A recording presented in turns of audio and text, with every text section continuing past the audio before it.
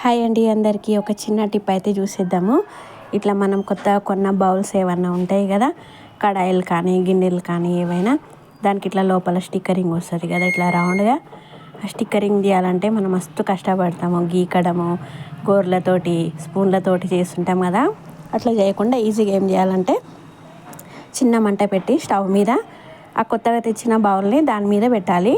ఒక 30-40 సెకండ్స్ పెడితే చాలు. చిన్న మంట మీద పెట్టాలి, పెద్దగా పెట్టొద్దు అన్నట్టు. అప్పుడు అట్లా పెట్టేసరికి ఏమవుతుంది, ఇప్పుడు చూడండి, ఏదైనా షార్ప్గా ఉన్నది స్పూన్ కానీ ఏదైనా తీసుకొని ఇట్లా అంటే ఈజీగా వచ్చేస్తుంది అన్నట్టు. స్టిక్కర్ అనేది దానికి ఉన్న గమ్ముతో సహా ఈజీగా వచ్చేస్తుంది ఇట్లా. అదే మనం కొత్తగా ఉన్నప్పుడు ఏమేం పెట్టి రుద్దినా కూడా వైట్గా అట్లనే ఉండిపోతుంది, ఈజీగా పోదు కదా. ఇట్లా వేడి చేయడం వల్ల ఏంటంటే ఈజీగా వచ్చేస్తుంది. ఆ గమ్ అనేది కూడా అంత అతుక్కోదు అన్నట్టు, బౌల్కి ఈజీగా అయిపోతుంది. చూసారా ఎంత ఈజీగా వచ్చేసింది. నేనైతే కొత్త బౌల్స్ ఏమైనా తెస్తే స్టిక్కరింగ్ తీయాలంటే ఇట్లనే తీసేస్తా. ఇది చాలా ఈజీ టిప్ కదా. నాకైతే ఈ టిప్ చాలా బాగా నచ్చింది. ఎంత క్లీన్గా ఉంది చూడండి, గమ్ము కూడా అంత ఉండదు అన్నట్టు.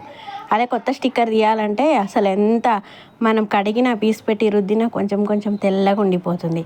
అదే ఇలా తీస్తే ఈజీగా వచ్చేస్తుంది. Thank you for watching.